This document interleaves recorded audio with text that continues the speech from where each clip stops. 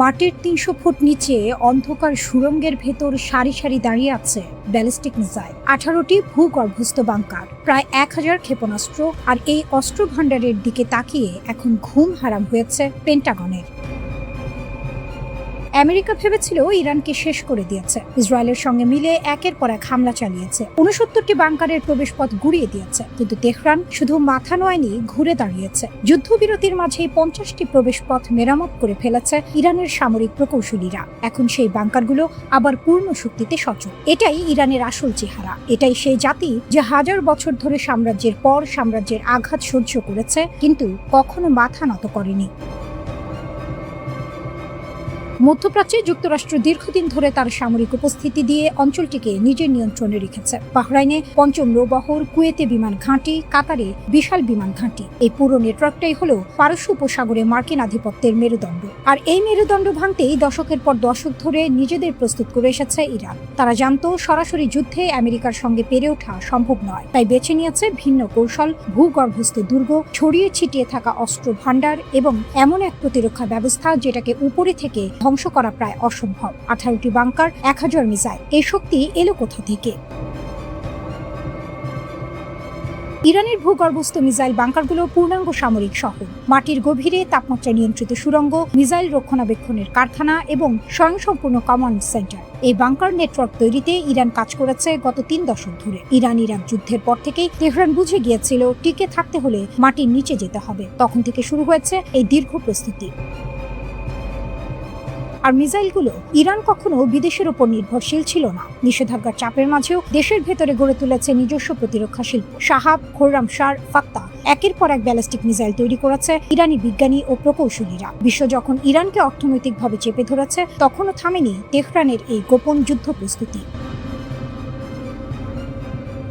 আমেরিকার হামলা এবং ইরানের অবিশ্বাস্য পুনরুত্থান। সাম্প্রতিক সংঘাতে যুক্তরাষ্ট্র ও ইসরায়েল মিলে ইরানের ওই 18টি ভূগর্ভস্থ বাংকারে হামলা চালিয়েছিল। 69টি প্রবেশপথ ধ্বংস হয়েছে। স্যাটেলাইট ছবিতে দেখা গেছে ধ্বংসস্তূপ। পশ্চিমা মিডিয়া ঘোষণা করেছিল ইরানের মিসাইল সক্ষমতা শেষ, কিন্তু বাস্তবতা হলো সম্পূর্ণ ভিন্ন।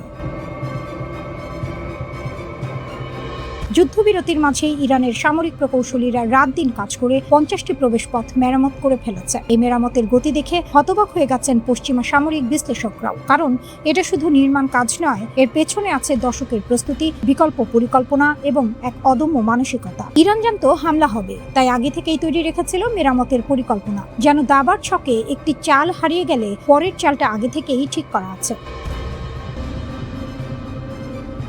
আরাকচির হুঁশিয়ারি, যে বার্তা ওয়াশিংটনকে ভাবাচ্ছে। ইরানের পররাষ্ট্রমন্ত্রী আব্বাস আরাকচি সম্প্রতি যা বললেন সেটা কূটনৈতিক ভাষার আড়ালে মোড়া নরম হুমকি নয়, এটা সরাসরি রণহুঙ্কার। তিনি বললেন, পারমাণবিক শক্তিধর দুই দেশের বিরুদ্ধে টানা 40 দিন লড়াই করেছে ইরানের সশস্ত্র বাহিনী। এটা ছেলে খেলা নয়। বিশ্ব এখন ইরানি জাতির প্রকৃত শক্তি বুঝতে শিখেছে। আর আঞ্চলিক রাষ্ট্রগুলোকে সরাসরি সতর্ক করেছেন, যদি তোমাদের মাটি ব্যবহার করে আমেরিকা ইরানের বিরুদ্ধে আবার হামলা চালায়, তাহলে মধ্যপ্রাচ্যে থাকা যুক্তরাষ্ট্রের বাকি সামরিক স্থাপনাগুলো বৈধ লক্ষ্যবস্তু বানাবে তেহরান।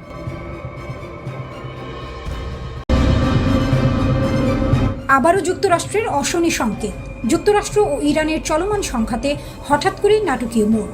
আর সেই মোড় ঘিরে তৈরি হয়েছে রহস্য, উত্তেজনা আর ভয়ের এক বিস্ফোরক মিশ্রণ। ইরানের রাষ্ট্রীয় গণমাধ্যম প্রেস টিভি এমন কিছু ছবি প্রকাশ করেছে যা পুরো পরিস্থিতিকে আরো জটিল করে তুলেছে। তাদের দাবি, কুয়েতে একটি মার্কিন সামরিক ঘাঁটিতে থাকা একটি CH-47 ঝিনুক হেলিকপ্টার ড্রোন হামলায় মারাত্মকভাবে ক্ষতিগ্রস্ত হয়েছে। এই হেলিকপ্টারটি শুধু একটি যান নয়, এটি মার্কিন সেনাবাহিনীর অন্যতম শক্তিশালী লজিস্টিক অস্ত্র, যা সৈন্য, অস্ত্র ও সরঞ্জাম দ্রুত পরিবহনে ব্যবহৃত হয়। কিন্তু এখানেই প্রশ্ন, এই ঘটনার কোনো আনুষ্ঠানিক স্বীকৃতি দেয়নি ওয়াশিংটন। পেন্টাগন এখনো নীরব, আর এই নীরবতাই যেন আরো বড় ঝড়ের পূর্বাভাস। ইরানের আরেকটি গণমাধ্যম আরো বিস্ফোরক দাবি করেছে। তাদের মতে, এই হেলিকপ্টারটি একটি বিশেষ উদ্ধার অভিযানে ছিল। লক্ষ্য, ইরানের আকাশে ভূপাতিত হওয়া একটি মার্কিন যুদ্ধ বিমানের পাইলটকে খুঁজে বের করা। আর এখানেই আসে সবচেয়ে বড় খবর, একটি মার্কিন F-15E স্ট্রাইক ঈগল যুদ্ধ বিমান নাকি ইরানের ভেতরে গুলি করে ভূপাতিত করা হয়েছে। যদি এটি সত্য হয়, তাহলে এটি হবে এই যুদ্ধে এক বিশাল টার্নিং পয়েন্ট। প্রতিবেদন বলছে, ওই বিমানে ছিলেন 2 জন, একজন পাইলট এবং একজন অস্ত্র নিয়ন্ত্রণ কর্মকর্তা। হামলার পর দুজনই ইজেক্ট করে বেরিয়ে আসেন। এর মধ্যে একজনকে জীবিত উদ্ধার করে মার্কিন বাহিনী এবং তাকে চিকিৎসা দেওয়া হচ্ছে, কিন্তু অন্যজন এখনও নিখোঁজ। সময় দ্রুত ফুরিয়ে যাচ্ছে আর তাকে খুঁজে পেতে চলছে মরিয়া তল্লাশি। এই উত্তেজনাপূর্ণ পরিস্থিতির মধ্যে বড় একটি সিদ্ধান্ত নেয় ইসরায়েল। জানা গেছে, চলমান উদ্ধার অভিযানে বাধা না দিতে ইসরায়েল তাদের পরিকল্পিত হামলা স্থগিত করেছে। এই পদক্ষেপ দেখাচ্ছে পরিস্থিতি কতটা সংবেদনশীল হয়ে উঠেছে। ইরানের রাষ্ট্রীয় টেলিভিশন আরও এক ধাপ এগিয়ে গেছে। তারা ঘোষণা দিয়েছে, যে কেউ যদি মার্কিন পাইলটকে খুঁজে দেয় তাকে পুরস্কৃত করা হবে। এমনকি সাধারণ জনগণকে আহ্বান জানানো হয়েছে পাইলটদের ধরিয়ে দিতে। অন্যদিকে মার্কিন প্রেসিডেন্ট ডোনাল্ড ট্রাম্প সরাসরি বলেছেন, এই ক্ষতি কূটনৈতিক অবস্থান বদলাবে না। তার কণ্ঠে ছিল কঠোরতা, এটা যুদ্ধ। তবে নিখোঁজ পাইলট ধরা পড়লে যুক্তরাষ্ট্র কি করবে সে বিষয়ে তিনি কিছু বলেননি। এই নীরবতা নতুন করে উদ্বেগ তৈরি করছে। যুক্তরাষ্ট্রের পক্ষ থেকে নিশ্চিত করা হয়েছে একটি যুদ্ধ বিমান ভূপাতিত হয়েছে, তবে তারা এখনও বিস্তারিত কিছু জানায়নি। হোয়াইট হাউস জানিয়েছে, প্রেসিডেন্টকে পুরো পরিস্থিতি সম্পর্কে অবহিত করা হয়েছে। এই ঘটনার মধ্য দিয়ে আরেকটি বিষয় স্পষ্ট হয়ে উঠছে, ইরানের আকাশ প্রতিরক্ষা এখনও শক্তিশালী। যুক্তরাষ্ট্র এতদিন দাবি করে আসছিল তারা আকাশে পূর্ণ নিয়ন্ত্রণ প্রতিষ্ঠা করেছে, কিন্তু এই ঘটনাই দেখাচ্ছে ইরান এখনও প্রতিরোধ গড়ে তুলতে সক্ষম। এর আগে এই যুদ্ধে আরও 3টি F-15E বিমান হারানোর খবর এসেছে, যদিও সেগুলো ফ্রেন্ডলি ফায়ারের কারণে। এখন পর্যন্ত অন্তত 13 জন মার্কিন সেনা নিহত হয়েছে। একদিকে নিখোঁজ পাইলটের খোঁজে মরিয়া যুক্তরাষ্ট্র, অন্যদিকে ইরানের কঠোর অবস্থান। আকাশে প্রতিনিয়ত বাড়ছে উত্তেজনা, মাটিতে জমছে অনিশ্চয়তা।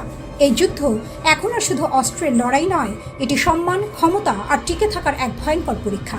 আর সেই পরীক্ষার প্রতিটি মুহূর্ত যেন নতুন করে মধ্যপ্রাচ্যের ভবিষ্যৎ।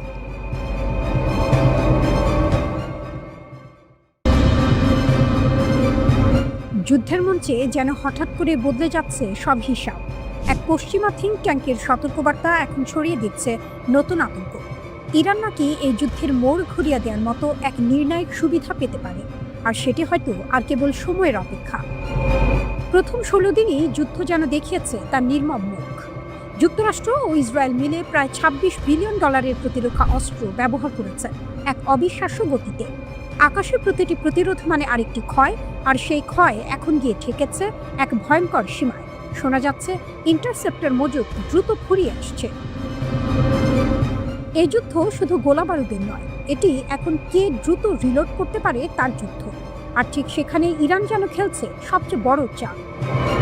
যুদ্ধের শুরুতেই ইরান লক্ষ্যবস্তু করেছিল রাডার সিস্টেম। এই এক সিদ্ধান্তই নাকি বদলে দিয়েছে পুরো খেলার নিয়ম। আকাশ প্রতিরক্ষা নেটওয়ার্কের কিছু অংশ কার্যত অন্ধ হয়ে গেছে, ফলে প্রতিটি নতুন হামলা ঠেকানো এখন আগের চেয়ে অনেক কঠিন। বিশ্লেষণ বলছে, বর্তমান গতিতে চলতে থাকলে খুব অল্প সময়ের মধ্যেই যুক্তরাষ্ট্র ও ইসরায়েলের ইন্টারসেপ্টর ভান্ডার প্রায় শূন্যে নেমে আসতে পারে। বিশেষ করে ইসরায়েলের অ্যারো ইন্টারসেপ্টর মার্চের শেষ নাগাদই শেষ হয়ে যেতে পারে বলে আশঙ্কা করা হচ্ছে। আর যুক্তরাষ্ট্রের থার্ড প্রতিরক্ষা ব্যবস্থাও 1 মাসের মধ্যে চাপের মুখে ভেঙে পড়তে পারে। এটাই এখন যুদ্ধের নতুন বাস্তবতা। শুধু শক্তি নয়, টিকে থাকার ক্ষমতাই হয়ে উঠছে সবচেয়ে বড় অস্ত্র। প্রতিবেদনে বলা হয়েছে, এই 16 দিনে যুক্তরাষ্ট্র ও ইসরায়েল প্রায় 11,000-এর বেশি মিউনিশন ব্যবহার করেছে। কিন্তু সমস্যা হলো, এই উচ্চমানের অস্ত্রগুলো যত দ্রুত ব্যবহার হচ্ছে তত দ্রুত তৈরি করা সম্ভব নয়। বর্তমান শিল্প সক্ষমতা অনুযায়ী শুধু ব্যবহৃত ইন্টারসেপ্টর পুনরায় তৈরি করতেই লাগতে পারে 2 থেকে 3 বছর।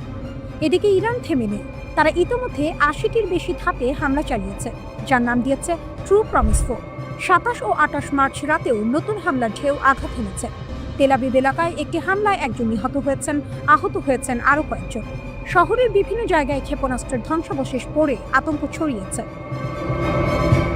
ঠিক এই সময়েই যুদ্ধের ময়দানে প্রবেশ করেছে আরেক শক্তি, ইয়েমেনের হুথি গোষ্ঠী। তারা দক্ষিণ ইসরায়েলের দিকে ক্ষেপণাস্ত্র ছুড়ে নতুন চাপ তৈরি করেছে।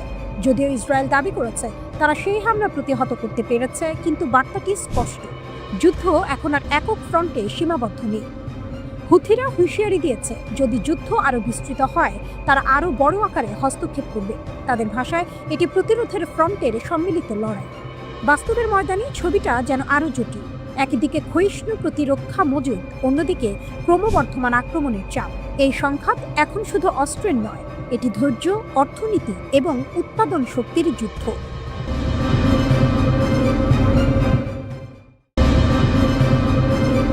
ইরান বলছে তাদের নতুন হামলায় 500-এর বেশি মার্কিন সেনা সরাসরি টার্গেট হয়েছে। যুদ্ধ এখন শুধু সংঘর্ষ নয়, এটি পরিণত হয়েছে এক অদৃশ্য শিকারের খেলায়। ইরানের খাতাম আল আনবিয়া কেন্দ্রীয় সদর দপ্তরের মুখপাত্র লেফটেন্যান্ট কর্নেল ইব্রাহিম জুলফাকারি দাবি করেছেন, তাদের ধারাবাহিক হামলার চাপে মার্কিন সেনারা নিজেদের ঘাঁটি ছেড়ে পালাতে বাধ্য হয়েছে। তারা নাকি এখন অস্থায়ী লুকানো জায়গায় আশ্রয় নিচ্ছে। এমন দুটি স্থানের কথা বলা হয়েছে, একটিতে 400 জনের বেশি, আরেকটিতে 100-র বেশি সেনা ছিল। এরপরই নেমে আসে ক্ষেপণাস্ত্র ও ড্রোনের আঘাত। ইরানের দাবি, এই হামলায় ব্যাপক ক্ষয়ক্ষতি হয়েছে। ঘন্টার পর ঘন্টা অ্যাম্বুলেন্স করে আহত ও নিহত সেনাদের সরানো হয়েছে। তবে এসব তথ্য এখনও স্বাধীনভাবে যাচাই করা যায়নি। তবুও বার্তাটি পরিষ্কার, যুদ্ধ এখন আরও ভয়ঙ্কর রূপ নিচ্ছে। এই উত্তেজনার মাঝে আরেকটি তথ্য সামনে এসেছে। এক সপ্তাহে সৌদি আরবের প্রিন্স সুলতান ঘাঁটিতে ইরানি হামলায় অন্তত 29 জন মার্কিন সেনা আহত হয়েছে। সর্বশেষ হামলায় 15 জন আহত, যার মধ্যে 5 জনের অবস্থা গুরুতর। এর আগে আরও 14 জন আহত হয়েছিল। মার্কিন সামরিক কমান্ড স্বীকার করেছে, যুদ্ধ শুরুর পর থেকে 300-র বেশি মার্কিন সেনা আহত হয়েছে। এর মধ্যে অনেকেই মস্তিষ্কে আঘাত, দগ্ধ হওয়া এবং শার্পনেলের ক্ষত নিয়ে হাসপাতালে ভর্তি হয়েছিল। যদিও বেশিরভাগই আবার দায়িত্বে ফিরেছে, তবুও এই সংখ্যা দেখাচ্ছে যুদ্ধ কতটা তীব্র হয়ে উঠেছে। আরও ভয়াবহ তথ্য, এ পর্যন্ত অন্তত 13 জন মার্কিন সেনা নিহত হয়েছে। যুদ্ধ আর সীমিত নেই, এটি এখন পূর্ণমাত্রার ঝুঁকিপূর্ণ সংঘর্ষে রূপ নিয়েছে। এরই মধ্যে ইরান আরও বড় দাবি করেছে। তাদের এক জেনারেল বলেছেন, মধ্যপ্রাচ্যে যুক্তরাষ্ট্রের 17টি সামরিক ঘাঁটি ধ্বংস করা হয়েছে। যদিও এই দাবিও স্বাধীনভাবে নিশ্চিত নয়, কিন্তু এমন বক্তব্যই বোঝাচ্ছে ইরান এখন আত্মবিশ্বাসের চূড়ায়। শুধু স্থল নয়, সমুদ্রও এখন উত্তপ্ত। পারস্য উপসাগরে মার্কিন জাহাজ লক্ষ্য করে হামলার কথাও জানিয়েছে ইরান। ওমান উপকূলের কাছেও একটি মার্কিন সহায়তাকারী জাহাজে আঘাত হানার দাবি করা হয়েছে। সবচেয়ে বড় উত্তেজনার কেন্দ্র এখন হরমুজ প্রণালী। এই গুরুত্বপূর্ণ তেলপথ এখন প্রায় অচল। বহু জাহাজ আটকে আছে, কেউ ঝুঁকি নিয়ে এগোতে চাচ্ছে না। ইরান হুঁশিয়ারি দিয়েছে, এই প্রণালীর পরিস্থিতি আর আগের মতো হবে না, এমনকি যুদ্ধ শেষ হলে। অন্যদিকে যুক্তরাষ্ট্র এই পথ খুলে দিতে নতুন পরিকল্পনা করছে, এমনকি স্থলবাহিনী ব্যবহার করার কথাও ভাবা হচ্ছে, যা পরিস্থিতিকে আরও বিপজ্জনক করে তুলতে পারে। এদিকে ইরানের বিপ্লবী গার্ড বাহিনী একের পর এক হামলার ঢেউ চালিয়ে যাচ্ছে। ট্রু প্রমিস 4 অভিযানের 80-টির বেশি ধাপ ইতোমধ্যে সম্পন্ন হয়েছে। সর্বশেষ হামলায় একসঙ্গে ক্ষেপণাস্ত্র ও ড্রোন ব্যবহার করা হয়েছে, একটি সমন্বিত আক্রমণ যা প্রতিরক্ষা ভেঙে দিতে সক্ষম। লক্ষ্যবস্তু ছিল শুধু সামরিক ঘাঁটি নয়, জ্বালানি অবকাঠামো, ইসরায়েলের গুরুত্বপূর্ণ তেল সংরক্ষণ কেন্দ্র, সামরিক ঘাঁটি, এমনকি মার্কিন ঘাঁটিগুলোর রক্ষণাবেক্ষণ স্থাপনাও আঘাতের তালিকায় ছিল।